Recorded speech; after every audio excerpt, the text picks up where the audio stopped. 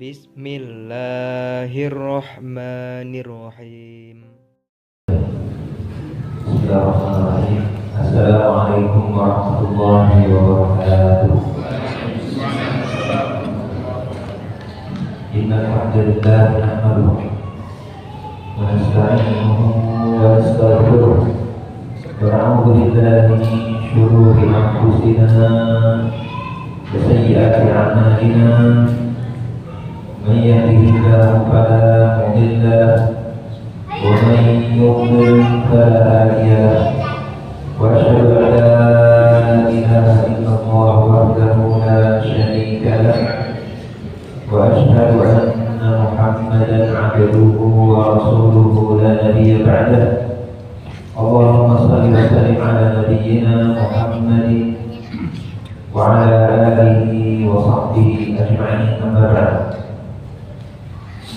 Bapak-bapak, ibu-ibu dan jemaah sekalian rahimahullah, bagi dahulu mari kita bersyukur kepada Allah Subhanahu wa Ta'ala segala limpahan nikmat dan karunia yang tak terhingga kepada kita semua. Kemudian salawat dan salam semoga selalu tercurahkan kepada Nabi kita Muhammad Sallallahu Alaihi Wasallam, juga kepada keluarga beliau, para sahabat beliau, dan orang-orang yang mengikuti petunjuk beliau dengan baik hingga hari kiamat nanti. Jemaah sekalian Allah, kita lanjutkan kembali tafsir surat Asy-Syarah atau surat Al-Nashrah atau surat Al-Insyirah yang kemarin sudah selesai pada ayat wa rafa'na laka dhikra. Jemaah sekalian Allah, pada beberapa ayat pertama Allah Subhanahu wa Ta'ala menyebutkan nikmat-nikmat yang Allah berikan kepada Rasulnya Sallallahu Alaihi Wasallam, nikmat-nikmat yang telah Allah berikan kepada Rasulnya Sallallahu Alaihi Wasallam. Yaitu yang pertama, nikmat diberi kelapangan hati atau kelapangan dada. Yang kedua, diberi nikmat kekuatan fisik. Dan yang ketiga, diberi nikmat kedudukan yang tinggi sehingga mendapatkan dukungan manusia, dukungan sosial. Nah, ini jemaah sekalian Allah, tiga hal ini bisa kita renungkan, tidak lain tidak bukan merupakan faktor-faktor, sebab-sebab yang memudahkan kita melakukan sesuatu,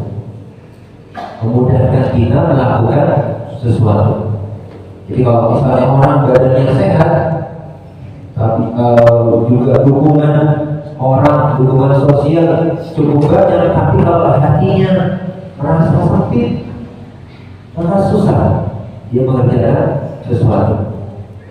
Begitu juga kalau lapang dada, dia gembira, dia semangat, termotivasi, badannya juga kuat, tapi kalau dukungan sosialnya kurang, ini juga akan sulit. Jadi tiga hal ini, tiga sebab ini saling berkaitan dan saling mempengaruhi.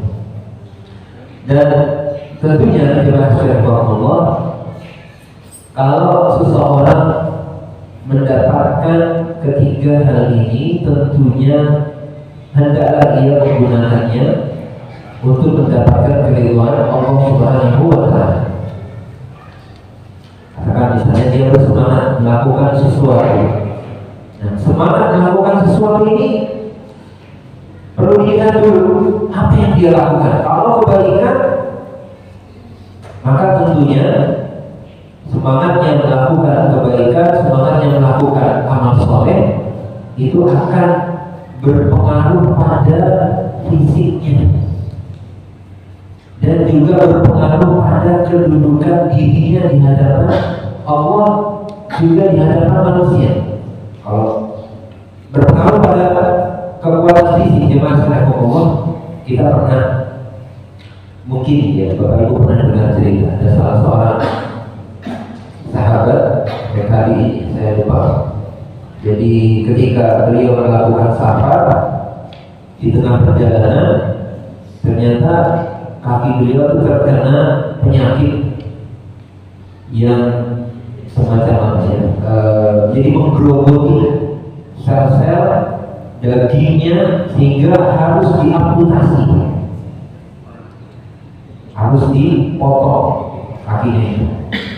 Nah, dulu jelas belum ada obat bius, belum ada peralatan operasi yang memadai. Gimana dulu kalau amputasi? Dipakai khamar. Jadi biar akalnya nggak terlalu sadar gitu ya. Didilumin khamar, kemudian dipotongnya juga pakai apa? Pakai gergaji. Pakai gergaji atau mungkin kapak ya. Kalau tulang, nah. Ulang lagi kemudian ketika kita kami ingin memberimu minum khamar. Gak mungkin saya sembuh, saya tidak ingin sembuh dari penyakit saya dengan melakukan sesuatu yang haram, sesuatu yang diharamkan. Saya tak mau minum khamar. Terus gimana? Berarti harus disiapkan beberapa orang untuk nahan badannya biar nggak meronta-ronta gitu kan. Kalau sakit sekali dia bisa. Nggak perlu juga sudah nggak perlu. Terus gimana? Nanti kalau saya mau sholat, nanti kalau misalnya sudah kelihatan saya sudah sudah agak lama, sudah kelihatan khusyuk, maka langsung potong kaki saya. Ini bukan saya ngomong. Kemudian juga pun sholat, mungkin sholat sambil duduk yang seperti itu, dan benar setelah sholat, kemudian beberapa waktu dokter melihat nih dokter yang mau mengamputasi kaki sudah disiapkan gergaji, kapak, sudah dimulai, tapi sama sekali nggak terlihat, nggak meronta-ronta. Ini sebabnya kelapangan hati dia sudah ada di alam lain, bukan lagi di alam apa? Di alam yang saat itu dia berada bersama orang-orang dokter-dokter. Dia sudah berada di hadapan Allah Subhanahu Wa Taala, merasakan keagungan Allah, kenikmatan sholat. Sampai saat kakinya diikut dia merasakan sakit. Nah ini jangan sampai Allah. Dan saya pernah juga mendengar sebagai masyayikh ya, guru-guru mereka ketika misalnya sudah sembuh, jalannya juga mungkin sudah kesulitan, tapi kalau sudah sholat itu seperti apa? Tegak, langsung kuat sekali lama, kuat sekali walaupun sholatnya lama. Jadi kelapangan hati ini ya, apalagi kalau kelapangan hati yang didapatkan saat melakukan ketaatan, saat melakukan amal soleh, maka itu sangat berpengaruh pada istri kita. Ya, sangat berpengaruh pada istri kita. Nah, juga berpengaruh pada kedudukan sosial. Ya tentunya jemaah sekalian, kita kalau teman-teman majelis ilmu seperti ini kita tahu, kita kenal baik, masya Allah. Ya kalau misalkan mungkin sudah lama nggak ketemu, dulu sering ikut sama saya pengajian itu. Ya.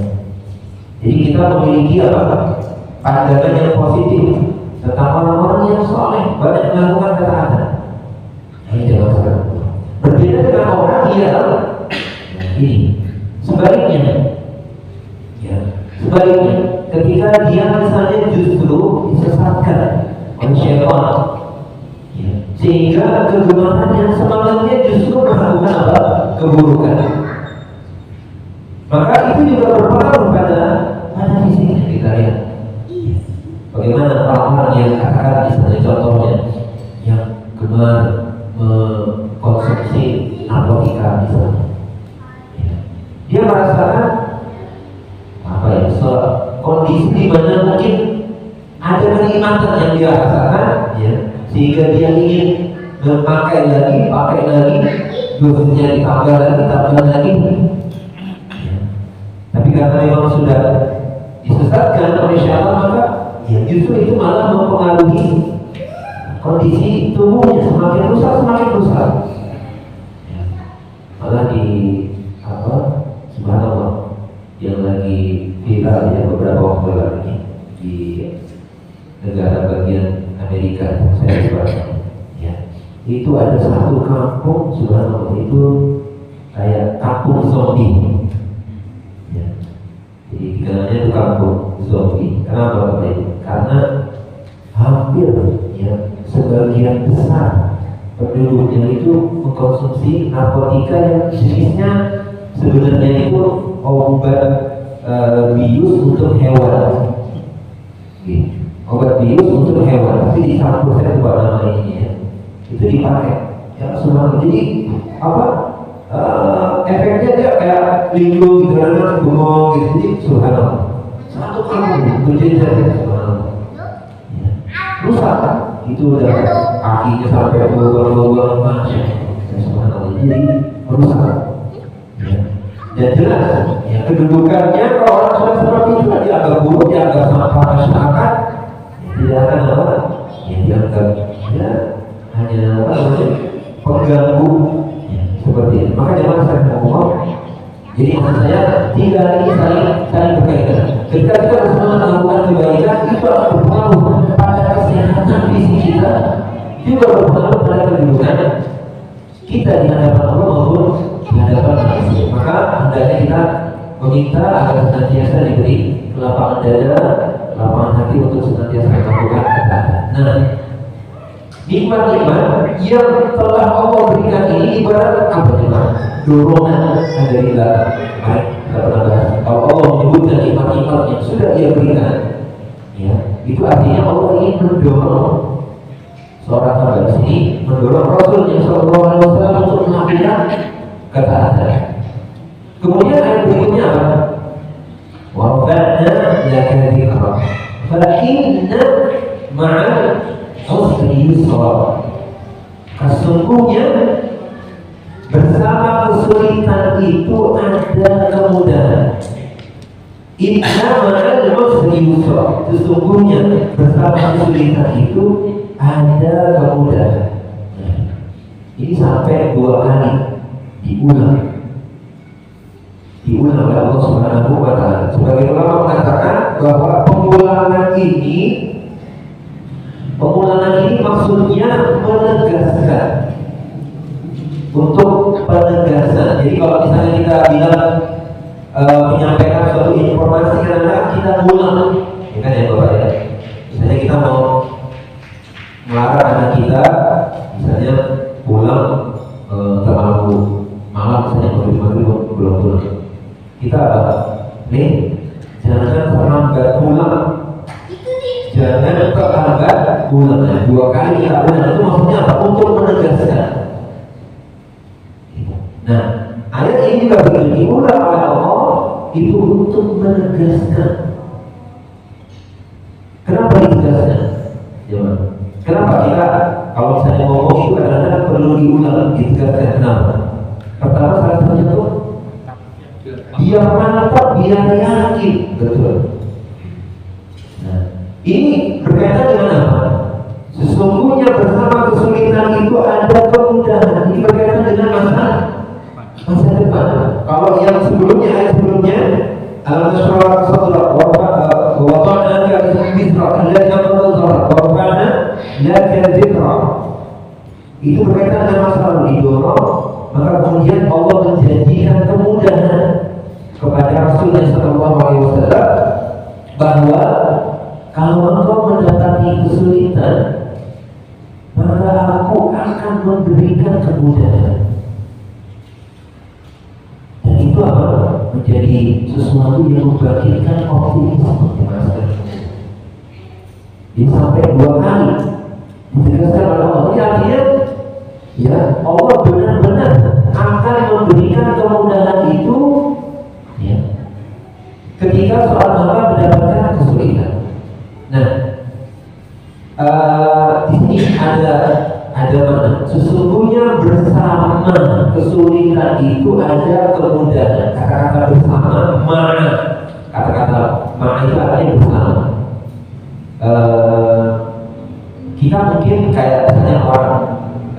A berjalan bersama B. Misalnya begitu, A itu bersama B, berarti apa? Kira-kira beriringan, ya kan? Beriringan.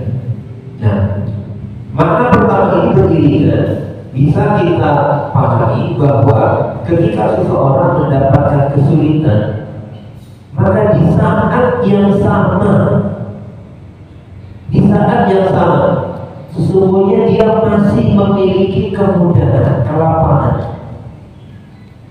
Ini zaman sekarang ini perlu kita renungkan bahwa katakan misalnya orang tadi dapat penyakit kakinya harus diamputasi, katanya lumpuh katakan kakinya.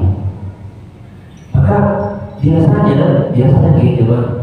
Kita kalau dapat kesulitan, pikiran kita tertuju hanya pada apa? Kesulitan yang sedang menghimpit kita. Akhirnya apa? Kita stres sendiri kan begitu. Karena pikiran kita selalu tertuju pada masalah ini, problem ini. Padahal bukankah masih ada banyak kebaikan yang Allah berikan kepada kita di saat itu juga. Di saat itu juga ada kebaikan yang masih Allah berikan kepada kita. Kalau misalnya orang kakinya diamputasi, sudah buntu katakan. Bukankah dia masih punya tangan yang lengkap? Bukan masih punya dua pendengaran lengkap? Tapi kadang-kadang orang apa? Dia pikirannya fokus hanya pada katakan misalnya kakinya yang hilang, kehilangan harta misalnya sekian ratus juta. Stres, kenapa? Karena pikirannya memikirkan sesuatu yang bikin dia stres. Orang stres itu karena pikirannya dipakai untuk mikirin hal-hal yang bikin dia stres. Kalau misalnya dia pikirannya dialihkan, saya masih punya anak, saya masih punya istri, saya masih bisa tinggal nyaman di sebuah rumah walaupun kecil, saya masih punya teman-teman yang dukung saya, menghargai saya, bisa mendukung membantu saya. Masih banyak hal-hal yang diberikan oleh Allah Subhanahu wa Ta'ala kepada kita. Maka jangan sekarang di sini mana inna ma'al usri yusra. Jadi kita bisa pahami bahwa kesulitan yang kita hadapi itu sebenarnya disertai ada kemudahan yang masih Allah berikan kepada kita. Maka jadi kalau dalam dunia cuma itu misalnya atau katakan muhasabah saja. Jadi masing-masing orang itu kan punya kekuatan, punya kelemahan. Jadi seperti itu. Punya kekuatan, punya kelebihan, juga punya kekurangan. Maka kalau misalnya kita mau memperbaiki kekurangan kita harus fokus pada kelebihan, kekuatan yang kita miliki. Juga di saat yang sama boleh jadi kita punya tantangan. Misalnya tantangan itu yang ada di lingkungan kita, ya, tantangan yang ada di lingkungan kita. Tapi juga ada peluang. Ada tantangan, ada peluang. Tantangan ini maksudnya kesulitan, ya keburukan, kondisi buruk di sekitar lingkungan kita yang bisa menghambat ya, apa yang ingin kita raih. Kalau peluang ini faktor-faktor baik, faktor-faktor pendukung yang bisa memudahkan kita meraih apa yang kita ingin kita capai. Jadi selain ada tantangan pasti ada peluang. Jadi seperti tidak masalah. Jadi kita perlu memfokuskan pikiran kita, mengalihkan pikiran kita pada apa yang memang masih Allah jelaskan kepada kita. Tidak sekadar mikirin yang apa? Ya, musibah yang menimpa kita, kesulitan yang menghimpit kita. Ya, ini. Dan yang kedua, berikutnya jangan saya ngomong, kesulitan itu ternyata memang akan membuat kita mendapatkan kemudahan. Ilustrasinya begini, kalau misalnya saya kasih contoh kesan-kesan itu kan biasanya anak-anak itu suka olahraga gitu, bagi anak laki-laki itu angkat berat segala macam gitu. Jadi perhatiannya pada fisiknya itu lagi ini ya naik. Nah, saya kasih ilustrasi begini, Mas, kalau misalnya kalian pengen punya otot yang keker kuat, gitu. Caranya gimana? Dengan angkat beban berat. Jadi beban berat itu justru akan menguatkan otot-otot kita sehingga kita akan bisa mudah mengangkat beban-beban yang setara atau yang lebih rendah. Katakan misalnya orang latihan angkat barbel, angkat beban 50 kilo. 50 kilo misalnya gitu. Maka kita sudah terbiasa terus seperti itu, maka 50 kilo dan ke bawah gampang sekali. Kalau dia mau lebih kuat lagi, ya dia naikin 60 kilo, latihan 100 kilo, bahkan mungkin sekarang mungkin ada yang 900 sekian ya. Itu kan, wah bisa diangkat. Maka orang yang terbiasa mengangkat beban berat, ya, dia akan mendapatkan kemudahan menghadapi atau mengangkat beban-beban yang setara atau yang lebih rendah. Makanya di masyarakat umum kalau saya kasih motivasi santri-santri, biasanya saya akan bandingkan teman-teman kalian yang enggak di pesantren, terbiasa dimanja sama orang tua, ya kan, apa aja dilayani sama orang tua. Mungkin kalau misalnya semua sendiri, mandiri semua, itu beban hidup yang memang kalian dilatih untuk menghadapi jalan ini. Supaya apa? Supaya kalau nanti sudah keluar, ya, ada problem kesulitan apa itu gak gampang melempem. Mentalnya kuat. Karena apa? Karena terbiasa dengan beban-beban yang berat. Maka dia mengatakan Allah Subhanahu wa Ta'ala berfirman, "Fa inna ma'al usri yusra." Sesungguhnya bersama kesulitan itu ada kemudahan. Kalau kita apa? Bisa bersabar. Itu intinya. Kalau kita bisa bersabar dengan kondisi sulit yang sedang Allah timpakan kepada kita, maka efeknya otot mental kita akan menjadi lebih kuat. Seperti halnya orang kalau berangkat berat, otot badannya akan kuat, maka otot mental kita akan menjadi lebih kuat. Dan itu yang akan membuat kita bisa lebih tangguh menghadapi kesulitan yang serupa. Di sisi lain zaman sekarang di sisi lain bahwa ketika seseorang mendapatkan kesulitan, kemudian dia sudah berusaha mencari cara bagaimana kesulitan ini bisa hilang dari dirinya. Berbagai macam cara dia coba, tapi tidak kunjung juga diberi kemudahan oleh Allah. Maka ketika itu dia sadar bahwa tampaknya dia harus lebih banyak berdoa kepada Allah, minta kepada Allah, sehingga dia terdorong hatinya untuk merasa rendah, merasa lemah di hadapan Allah. Dan di saat itu Allah Subhanahu wa Ta'ala boleh jadi memberikan kemudahan. Ketika seorang hamba sudah merasa mentok kesana kemari nggak dapat jalan, akhirnya apa? Kayaknya nggak mungkin lagi, hanya kepada Allah. Akhirnya dia minta kepada Allah, bersandar kepada Allah, benar-benar bahkan mungkin menangis. Di saat itulah Allah memberikan kemudahan. Atau boleh jadi dia sudah berdoa banyak, sering minta kepada Allah, tapi misalnya belum juga dikabulkan. Maka kemudian dia merasa bahwa kemungkinan ini karena ada sesuatu dalam diri saya yang membuat Allah tidak kunjung mengabulkan doa saya. Jadi ada penghalang-penghalang dikabulkannya doa. Entah itu mungkin ada suatu perbuatan dosa yang masih dilakukan, atau misalnya dia masih makan dari cara yang haram, atau masih makan sesuatu yang haram. Ini kan merupakan salah satu penghalang dosa. Sehingga kemudian dia muhasabah, introspeksi diri, kemudian merasa rendah di hadapan Allah dengan kesadaran akan dosa-dosanya yang banyak. Maka di saat itulah Allah Subhanahu wa Ta'ala memberikan ijabah, memberikan pengampunan doanya kepada hamba tersebut. Ini dia masalah. Jadi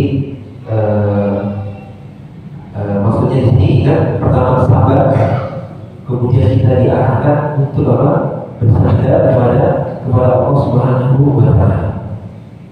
Nah, berikutnya para ulama Kalau tadi ada yang bilang, kenapa dua kali disebutkan? Fa inna ma'al usri yusra, inna ma'al usri yusra. Mereka sebagian ulama mengatakan ini adalah untuk menegaskan. Maka sebagian ulama yang lain mengatakan ini bukan penegasan.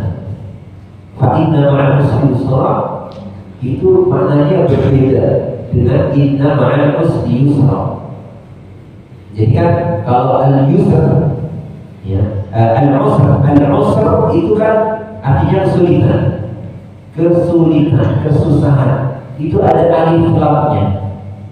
Ya, ada alif lamnya. Jadi mungkin ini agak sulit tapi saya coba memaafkan jemaah sekalian. Jadi kalau ada alif lamnya itu biasanya sudah dipahami kesulitan apa yang dimaksud. Gitu. Jadi sudah tertentu kesulitan apa yang dimaksud. Maka kalau ada al-yusr ini kan fa inna ma'al usri itu ada alif lamnya. Kemudian inna ma'al usri itu maksudnya kesulitan itu cuma satu yang tertentu. Tapi kemudian yusra itu enggak ada alif lamnya, yusra jadi tidak tertentu. Artinya ya nakirah, istilahnya begitu nakirah. Maka para ulama menyimpulkan bahwa ada satu kesulitan itu pasti akan diiringi dengan dua kemudahan. Jadi kesulitannya cuma satu, tapi Allah akan menjadikan diberi kemudahan dua. Nah kalau ada satu kesulitan berlawanan ya dengan dua kemudahan, mana yang mana?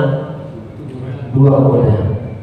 Ini artinya jemaah Allah ya, janji dari Allah Subhanahu wa taala yang tentunya membangkitkan rasa harap kita kepada Allah sehingga kita tidak terlarut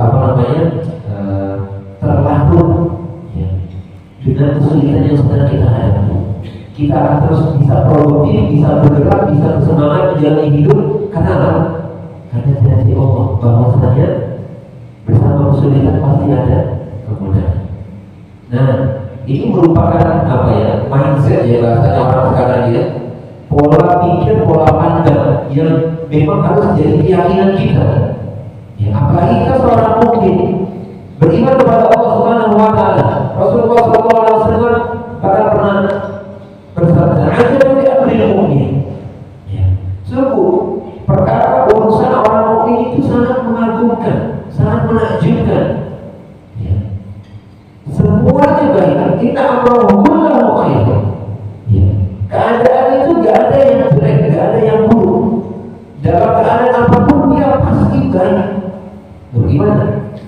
Kan hidup itu ada baik, ada buruk, ada sulit, ada mudah. Kalau dia dapat kebaikan dia bersyukur, maka itu jadi kebaikan buat dia. Kalau dia dapat keburukan dia bersabar, itu juga baik buat dia. Jadi gak ada yang buruk bagi seorang mukmin. Nah seperti itu.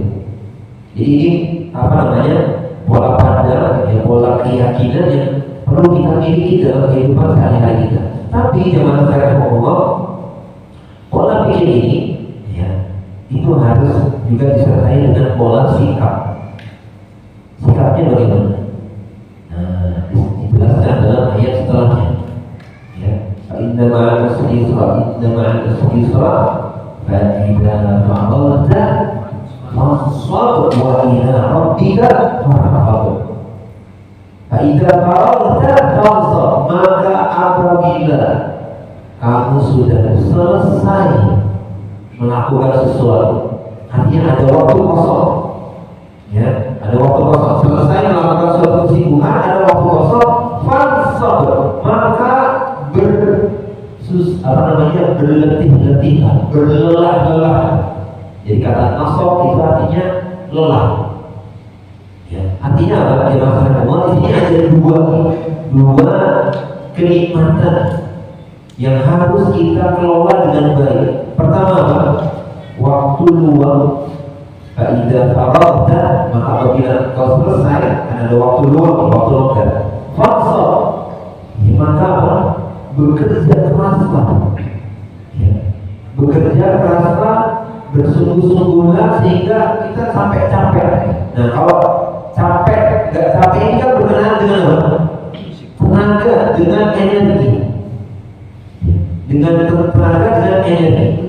energi pikiran kita atau energi badan kita. Artinya, kalau dalam hadis lain Rasulullah SAW pernah menyebutkan nikmatan maghbun fihi katsirun minan nas. Ada dua nikmat yang banyak manusia itu mendapatkan kerugian ya dengan dua nikmat ini. Apa itu? As-sihhatu wal faragh. Kesehatan dan waktu kosong. Kesehatan dan kesempatan. Jadi ini dalam semua. Jadi kita perlu mengelola ya waktu kita, juga perlu mengelola energi kita. Artinya di situ faidah faragta bukan sekedar fa'mal. Enggak. Kalau kamu selesai melakukan sesuatu maka bekerja, enggak. Fansok ini artinya apa? Kerja itu benar-benar totalitas sampai capek. Nih begitu. Bukan sekedar bekerja, ya. Orang bekerja kadang-kadang ada yang ya sekadarnya aja. Sampai akhirnya kita mengerahkan semua tenaga kita untuk melakukan apa yang bermanfaat bagi diri kita. Nah, gitu. Ini berkaitan dengan fisik, dengan anggota badan. Sekarang ada satu kewajiban lagi yang berkaitan dengan hati, dengan batin kita. Wa ila rabbika farghab. Dan hanya kepada Rabbuna hendaklah engkau berharap. Berharap di sini jelaskan Allah mencakup dua hal. Pertama, berharap tentang hasil dari capek-capeknya kita, hasil dari usaha keras kita. Jadi hasilnya bukan kita kalkulasikan kalau misalnya saya begini maka akan begini, enggak. Kita berharap kepada Allah bahwa hasilnya ini nanti akan sesuai dengan harapan kita. Karena apa? Manusia hanya berusaha, Allah yang menentukan hal ini. Bahkan kalau saja misalnya kita sudah capek-capek, ya, waktu kosong kerja ini, capek kerja ini, tapi ternyata misalnya hasilnya belum seperti yang kita harapkan, maka ada hasil lain yang masih kita bisa harapkan dari Allah nanti di akhirat. Ini berkaitan dengan harapan akan hasil. Jadi seorang mukmin itu nggak ada sebenarnya dia itu rugi, nggak ada, karena semuanya apa? Ada untungnya, ada profitnya. Karena apa? Orientasinya jauh lebih nggak sekedar rentang waktu hidup dia di dunia, nggak sampai ke akhirat. Jadi kalau dia kerja kemudian misalnya hasilnya ini, dia berharap nanti di akhirat apa? Allah memberikan beberapa kebaikan pahala dari apa yang dia lakukan. Ini hasil. Kemudian yang kedua, berharap kepada Allah berkaitan dengan proses. Artinya proses pertolongan dan bantuan ya Allah Subhanahu wa taala kepada kita ketika di dunia. Ya. Misalnya kita sudah sudah hitung yang kalkulasi misalnya mau buka usaha, kita hitung segala macam rencana macam-macam, lokasi macam-macam, ya, maka kita berharap kepada Allah semoga Allah berikan pertolongan bantuan. Ya. Tiba-tiba ada relasi yang ngasih modal lebih, tiba-tiba ada relasi yang ada kerjasama ngasih macam-macam. Ya. Jadi dananya tidak kita duga-duga. Maka harapan kita kepada Allah berkaitan dengan dua hal tadi, baik dengan hasilnya maupun dengan prosesnya, pertolongan atau bantuan Allah Subhanahu wa taala kepada kita. Nah, ini jangan saling ngomong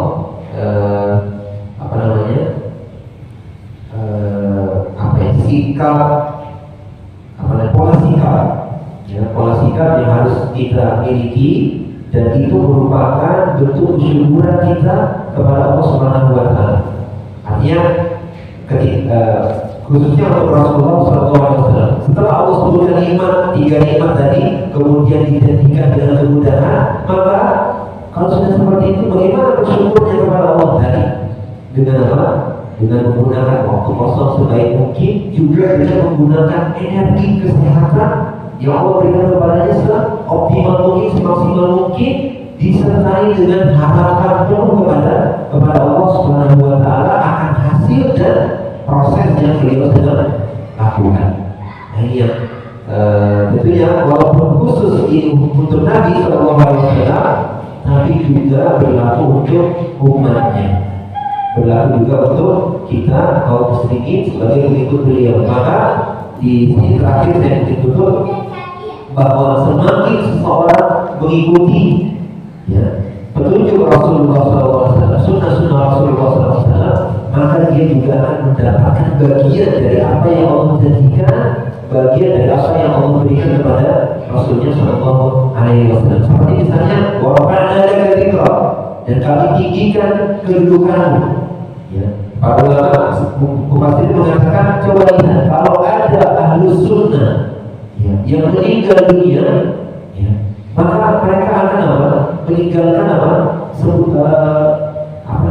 Kenangan yang baik, bahkan tetap akan dihormati oleh orang lain, ya, oleh kaum muslimin.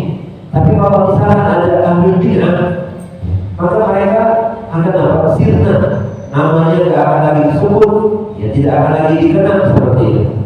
Nah ini tentunya merupakan keistimewaan yang Allah berikan kepada para pengikut ya, Nabi Shallallahu Alaihi Wasallam, yang semoga kita dijadikan oleh Allah sebagai bagian dari pengikut setia Rasulullah Shallallahu Alaihi Wasallam. Demikian siapa apa yang bisa kita lakukan secara singkat pada kesempatan malam hari ini. Mungkin ada pertanyaan satu atau tidak ada, cukup ya?